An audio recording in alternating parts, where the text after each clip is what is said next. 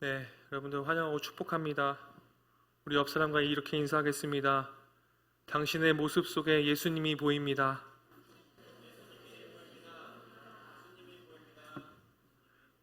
거짓말하면 안 돼요. 정말 보이죠? 네, 보여야 됩니다.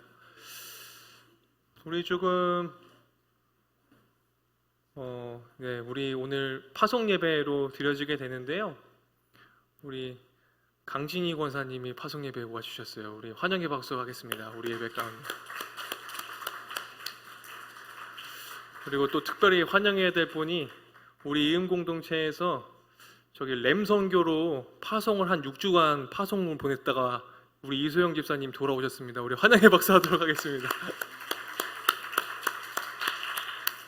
네, 램선교 파송 갔다 오셨어요. 한 6주간. 그래서 또 오랜만에 온 친구들도 얼굴도 보이고 해서 너무나 감사하고 또 환영합니다. 평화의 왕으로 오신 주라는 제목을 말씀 전하려고 하는데요. 오늘 말씀이 어떤 말씀입니까, 여러분? 예수님이 십자가에 달리시기 전에 제자들에게 당부하신 말씀으로 이루어져 있습니다. 제자들은 예수님이 언제까지나 함께 계실 거라고 생각했는데 이들에게 주님께서 말씀하십니다. 어떻게 말씀하십니까? 너희가 나를 사랑하면 내 계명을 지키리라. 이 말을 딱 한 후에 제자들의 모습을 여러분 한번 상상해 보세요. 제자들의 발을 씻기셨고 함께 밥을 먹으셨고 했는데 갑자기 주님은 떠나신다고 하시고 네가 날 사랑하면 너희들은 계명을 지킬 거라고 하시고 계속 이해가 가지 않는 순간들 속에 제자들이 있었을 거예요. 굉장히 당황했을 것 같아요. 여러분, 사랑하는 사람들에게 특징이 있습니다. 어떤 특징이 있습니까? 여러분, 연애하거나 누군가를 사랑하고 있다면 아니면 혹은 누가 나를 사랑하나 사랑하지 않는가를 정확하게 분별할 수 있는 방법은 무엇입니까? 사랑하는 사람의 특징이 있습니다. 어떤 거예요? 그 상대방을 사랑한다면, 서로 사랑한다면 그 사랑하는 사람의 말을 허투루 듣지 않습니다. 그죠? 그거예요, 단순히. 막 연애를 하다가 남자친구 혹은 여자친구가 내 말을 귓등으로 들어. 그러면 좀 생각해 봐야 돼, 그 관계를. 그죠? 허투루 들어요. 뭐예요? 그 말을 들어주고 시행한다라는 거예요. 그래서 예수님께서 말씀하시는 거예요. 야, 너희들이 정말 날 사랑하면 내 말을 허투루 듣지 않을 거야. 너 진짜 내 말을 지킬 거야. 라는 거죠. 이게 사랑하는 사람의 특징입니다. 또 어떤 특징이 있을까요? 사랑하는 사람이 허물이 보이지가 않아요. 그걸 뭐라고 합니까? 콩깍지가 씌었다고 얘기하죠. 허물이 안 보입니다. 사랑하면. 허물이 안 보여. 사랑하면. 근데 갑자기 허물이 보이기 시작해. 뭐 어떻게 되는 거야? 벗겨졌어. 벗겨졌어. 허물이 보이기 시작하는 거예요. 어떤 요구를 한다고 해도 사랑하면 그 허물이 있다고 해도 그 요구가 너무나 힘들고 정말 마땅하지 않더라도 어떻습니까? 다 수용하고 다 들어줍니다. 그래서 예수님이 그렇게 하셨잖아요. 그 십자가의 사랑이. 어떤 사랑입니까? 사랑하는 사람을 위해서, 사랑하는 우리를 위해서 기꺼이 목숨까지도, 우리의 허물 덩어리를 다 보시고도, 그렇게 배신 당하시고도 기꺼이 십자가를 지시죠. 이게 십자가의 사랑이잖아요. 이게 사랑의 특징이잖아요. 그런데 우리는 사랑한다고 말하면서 남의 짐을 같이 지어주려고 하지 않습니다. 여러분, 사랑한다면요, 그 공간은 어떻습니까? 하나님의 샬롬이 임합니다. 우리 이음 공동체가 하나님 사랑, 이웃 사랑을 우리가 이번 수련회도 그 주제로 우리가 가는데, 그렇다면 이 곳은, 이 공간은 샬롬일 거예요. 왜요? 그 평화의 왕이 이곳에 계시기 때문에. 저도 아내를 만나고 사랑하는 자녀를 낳고 키우다 보니까 사랑의 의미와 깊이를 더욱 깨닫게 되는데, 더욱 깨닫는 것은 무엇이냐면 예수님이 정말로 나를 얼마나 사랑하시는가를 깨닫게 되죠. 그리고 그 깊이를 알게 되고 배우게 됩니다. 그래서 연애를 좀 하는 게 신앙생활 하는데 도움이 돼요.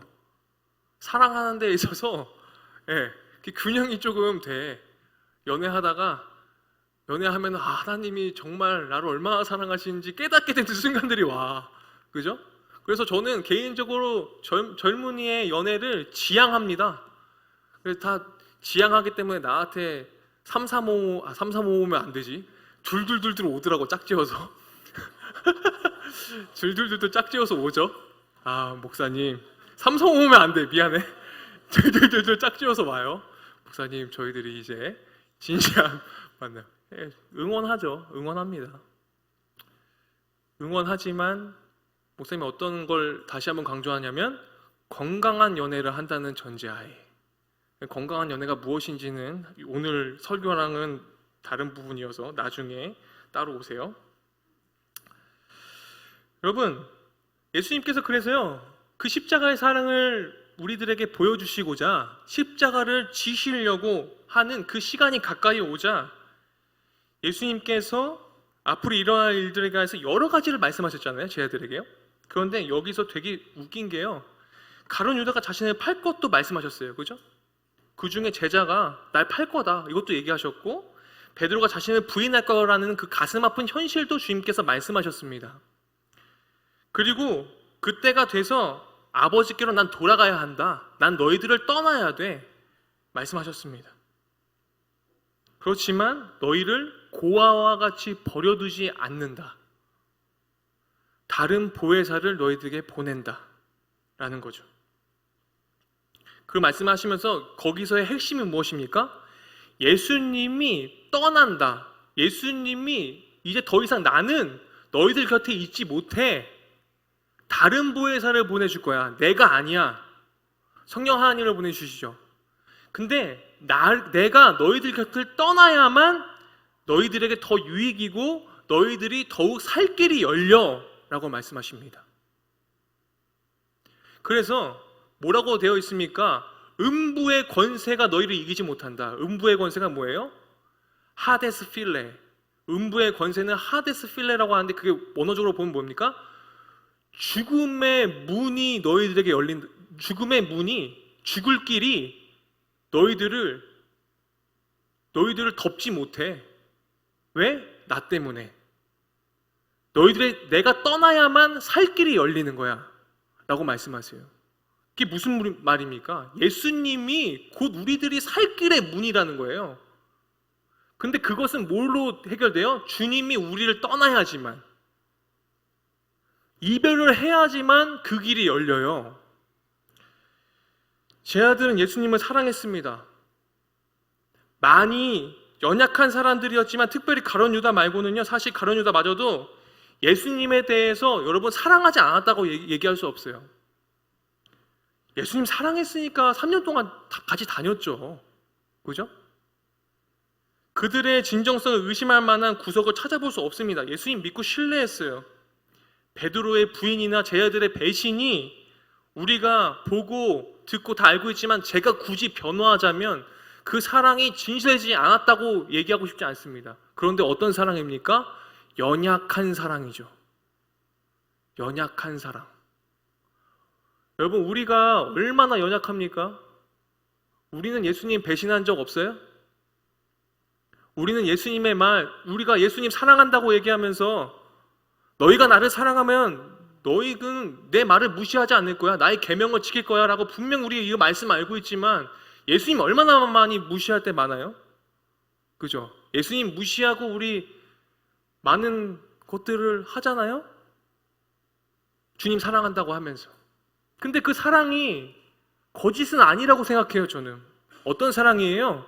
연약한 사랑이죠. 연약한 사랑인 거예요. 예수님 또한 제 아들을 애틋함을 가지고 끔찍히 사랑하셨을 것입니다. 예수님과 제 아들이랑 특별한 관계였죠. 그런데 갑자기 그동안 별 말씀 없으시다가 이별 통보하세요. 내가 떠나야지만 너희들에게 살 길이 열어. 내가 죽어야지만 너희들은 살 길이 열리는 거야. 내가 죽어야지만 음부의 권세가, 죽음의 문이 너희들을 덮지 못해 라고 계속 설명하십니다. 나 간다. 나 이제 가야 할 시간이야, 진짜로. 내가 너희들 곁을 이제 떠나야 돼. 그래야 너희들이 살 수 있어. 그러니까 너희들 서로 사랑해야 된다. 이렇게 말하시죠. 내가 가야 너희들에게 더 좋은 거야. 너희를 위해서 내가 너희들을 떠나는 거야. 그리고 여러분 어떻습니까? 발을 씻길 때 이별 통보를 받고 나서 주님이 우리들 제자들의 발을 씻겨요. 그 발을 씻기는 그 장면들 여러분 이미지를 생각해 보세요. 많은 장면들이 있는데 그 장면들이 막 그림 그려져 있는 것들을 보면은 저 그 그림들을 보면 사실 만족스럽진 않습니다. 그 그림의 예수님의 표정이 그냥 무덤덤하시더라고. 근데 제가 느끼는, 제가 묵상한 바로는 예수님의 표정은요, 그냥 정말 무덤덤하게 발을 씻기는 모습이 아니에요. 정말로 통곡을 하면서 발을 씻겼었을 것 같아요. 이 발을 씻기시면서 얘네들을 이제 내가 얘네들을 떠나야 되는데 눈물을 흘리고 훔치면서 계속 그 제자들의 발을 닦이면서 그랬을 것 같아요. 나를 버리고 떠난다는 말이 맞나? 관계를 끊으시겠다는 거야? 예수님이 이 땅에 오셔서 평화의 왕으로 오셔서 하셔야만 하는 일을 아직 제대로 이해하지 못하는 제자들로서는 본격적으로 십자가를 지시기 위한 예수님의 마지막 말씀을 제대로 받아들이기 어려웠을 것입니다. 예수님은요, 해야만 하는 일이 있었어요. 이 땅에 와서. 뭐예요? 그것이 우리들을 살리는 거였습니다. 주님이 우리를 떠나셔서 우리들의 살 길을 열어주는 거, 십자가의 사랑을 우리들에게 표현해 주시는 것, 십자가로 인하여서 그 사랑을 표현해 주시는 것이 예수님이 이 땅에 오셔서 해야만 하시는 일이었어요.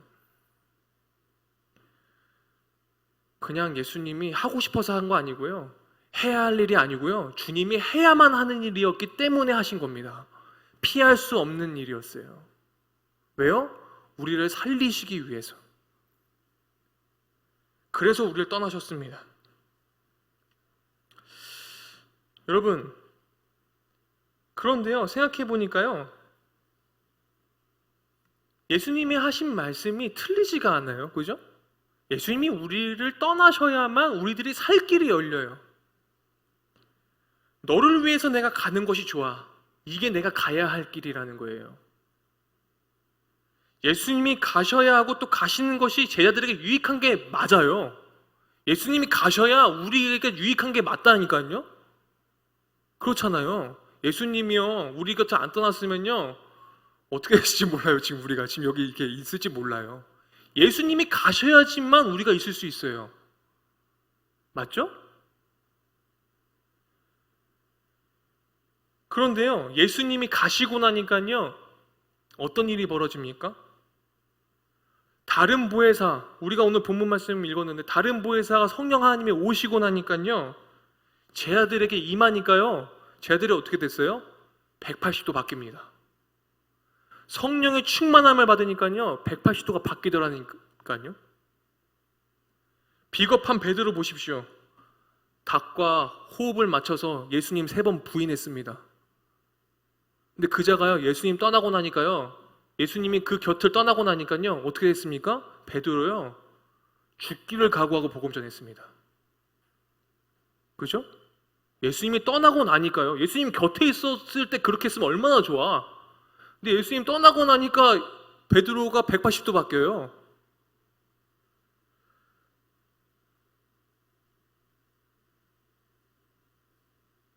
제자들의 예수님의 말씀을 들었을 때 쿵하고 심장이 내려앉는 것 같은 그런 심정이 우리들에게 있습니까? 예수님이 떠나야지만, 예수님이 우리 곁에 없어야지만 우리들이 180도 바뀌는 이런 현상.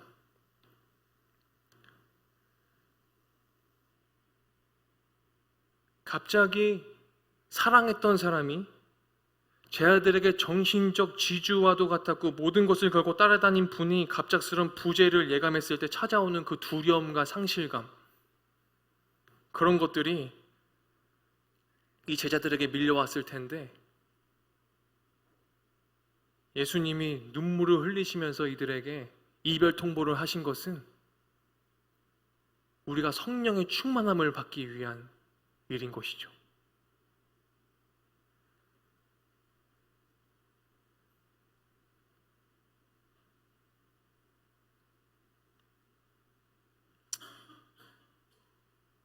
그렇지만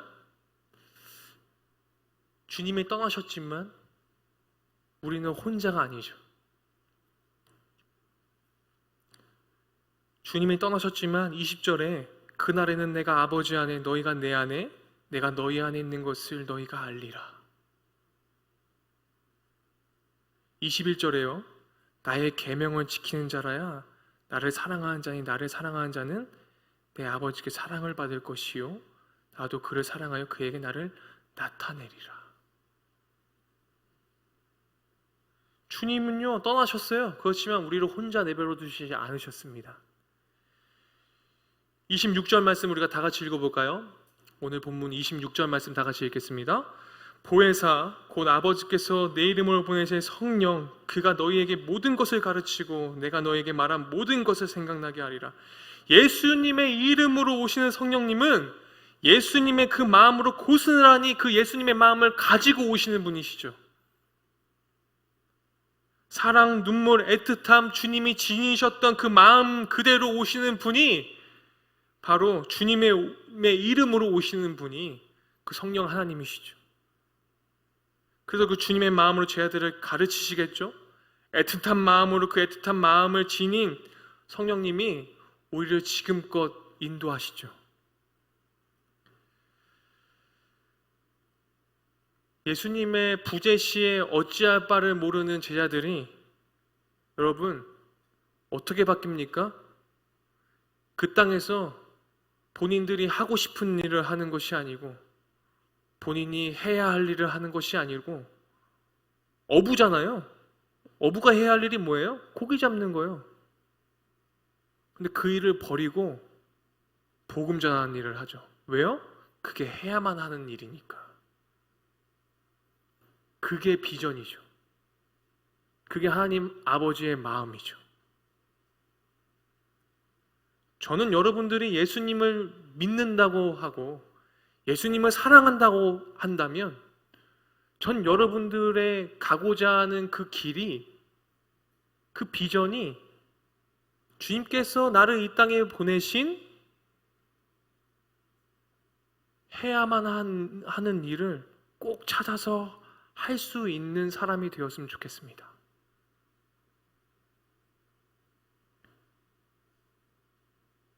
여러분들의 삶의 터전에서 선교적 삶이 무엇입니까? 그것이 해야만 하는 일이 되겠죠.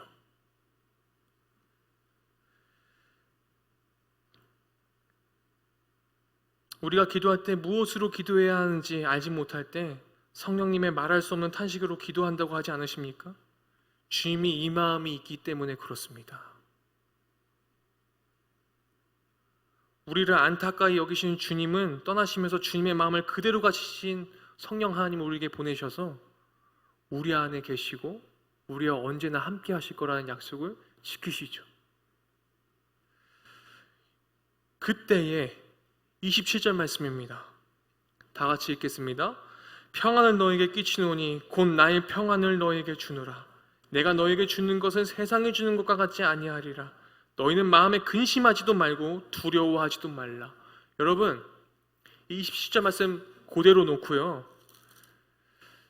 오늘 말씀이 너무 길었는데 원래 사실 더 길었었는데 제가 요한복음 14장 말씀을 너무나 깊게 조금 묵상하면서 보니까요. 14장 1절 말씀인데요. 제가 방송실에 말씀을 못 드렸지만 14장 1절 말씀 성경책 있으신 분들은 함께 저랑 같이 읽어볼까요?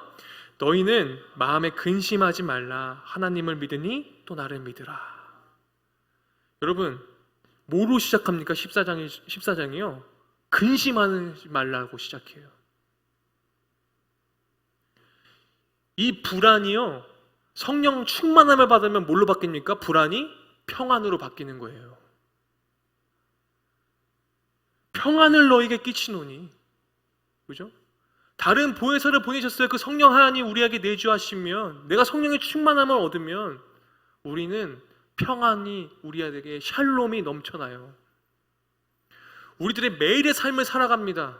그런데 매일 두렵고 떨림으로 불안하고 무섭고 내가 가야 할 방향이 이것이 맞는지 모를 때마다 그 길은 어떤 길이에요? 적어도 그 길은 내가 해야만 하는 일은 아닐 거예요. 이 땅에 주님께서 우리를 보내셔서 내가 해야만 하는 일을 우리가 갈 때 주님께서 우리에게 불안을 주실까요? 전 그렇게 생각하지 않습니다. 주님께서 이 땅에 우리를 보내셔서 내가 해야만 하는 일을 찾는다면, 나의 비전을 찾는다면 그 주님은 우리에게 평화의 왕으로 오셔서 우리에게 평안으로 이끄실 거예요. 여러분 잘 분별해 보십시오. 내가 이런 질문 이제 그만했으면 좋겠는데 주님, 주님이래 목사님, 제가 이 친구랑 연애를 하는데 이 길이 맞는지 모르겠어요. 결혼까지 가야 되는지 모르겠어요. 그 마음에 뭐가 있어? 이미 불안이 있는 거야. 불안이. 서로 신뢰가 없어. 그렇지만 목사님이 그 당사자들을 불러놓고는 우리 평안하도록 기도하자. 1억서를 넣어요. 내가 일을 하고 있어요 지금. 목사님 이 길이 내가 맞는 길인지 모르겠어요. 이미 불안과 두려움과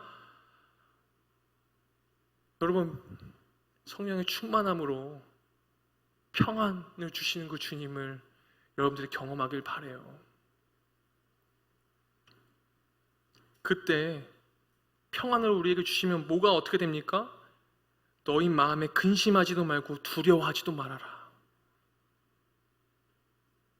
그럼 여러분 주님께서 우리에게 평화의 왕으로 오셔서 내가 평안한 상태는 곧 어떤 상태예요? 내가 불안해하지도 않고 두려워하지도 않고 근심하지도 않은 상태가 평안한 상태예요.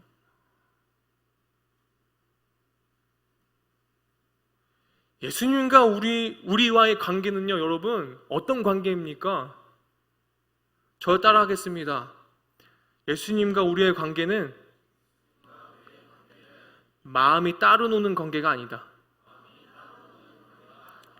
내가 불안하면요 주님도 불안해요. 그러니까요. 쟤 왜 이렇게 불안한지, 쟤 때문에 내가 불안해 죽겠어. 주님도. 왜요? 연결되어 있지 않아 나랑 주님은. 내가 평안하면 주님은 어때요? 주님도 평안하시죠. 주님 그걸 원하세요.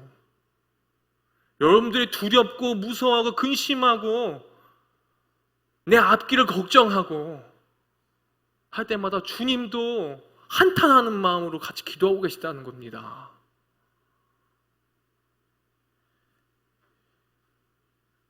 우리를 위해 피 흘리시고 눈물 흘리시는 분이 우리가 근심과 두려움으로 생의 의미를 갉아먹고 있는 것을 여러분 보지 못하세요. 저도 이렇게 안타까운데 주님이 얼마나 안타까우시겠어요? 제가 저 길을 가지 않았으면 좋겠는데, 저도 그런데 제가 저렇게 불안한 마음으로 저 길을 걸어가지 않았으면 좋겠다는 마음이 저도 드는데요. 그럼 주님은 얼마나 한탄하고 계시겠습니까? 그때마다 우리는요, 그때 하나님 나라가 우리 가운데 펼쳐집니까? 제가 저번 주도 설교했지만 우리는 그때 지옥을 사는 거예요. 이 땅에서. 내 안에 평안이 없는데 거기가 하나님 나라가 펼쳐집니까? 절대 안 펼쳐집니다. 선교적 삶이요? 절대 되지가 않아요. 내가 평안 가운데 있어야 돼요. 평안으로 우리에게 오셔서 우리로 하여금 우리가 가야 할 길을 멈추지 않고 가게 하시는 분이 우리 주님 되세요. 그래서 성령 충만해야 합니다. 성령의 기름 부으심으로 우리가 날마다 충만해야 합니다. 그래서 제가 예전에 한번 기도 가르쳐준 적이 있었던 것 같은데, 목사님도 막 설교 전에 막 분노해야 하는 일, 내가 보지 말아야 하는 일, 내가 정말로 이런 일이 있을 때마다 저도 이 기도하는데 어떤 기도 한다고 그랬습니까? 숨기도 한다고 했잖아요. 숨기도. 네? 성령의 생기는 들어올지어다 내 안에 분노는 나가라.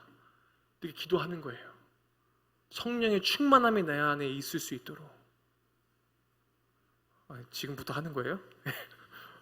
다 같이 해볼까요? 성령의 생기는 들어올지어다.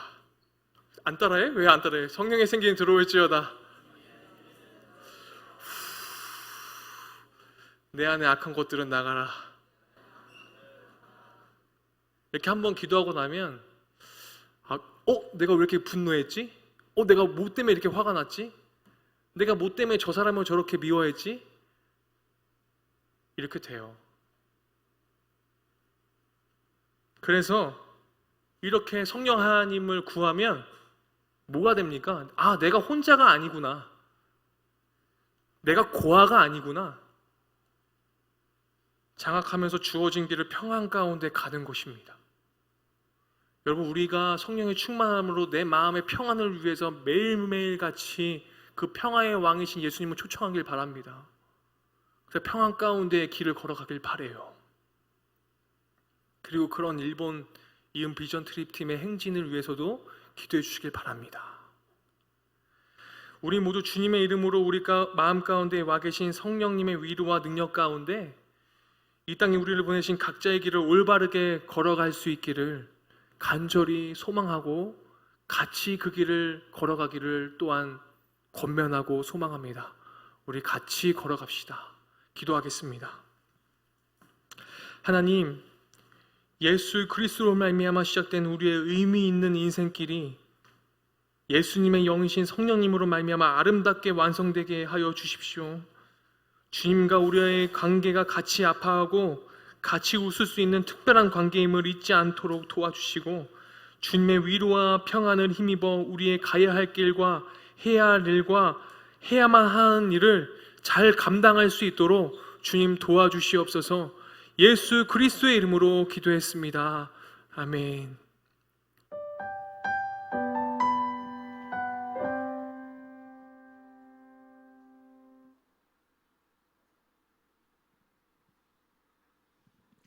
우리 들은 말씀 기억하시면서 함께 성령이 오셨네 찬양하시겠습니다.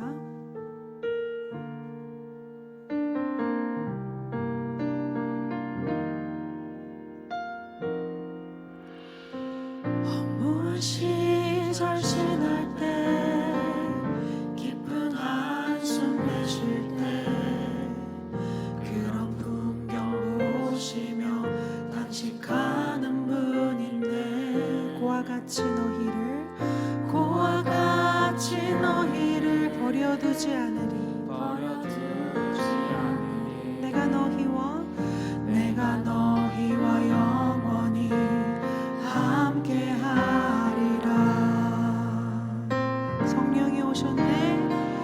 성령이 오셨네. 성령이 오셨네. 내 주에 보내신 성령이 오셨네. 우리 인생 가운데 신이 찾아오셔서 그 나라 꿈꾸게 하시네. 억눌린 자 갇힌 자 억눌린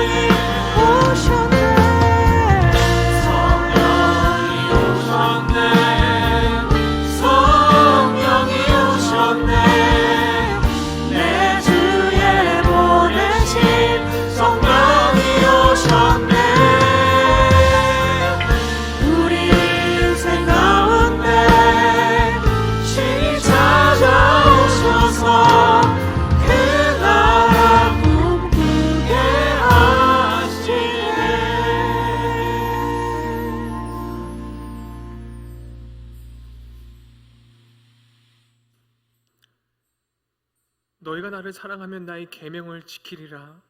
내가 아버지께 구하겠으니 그가 또 다른 보혜사를 너희에게 주사 영원토록 너희와 함께 있게 하리니.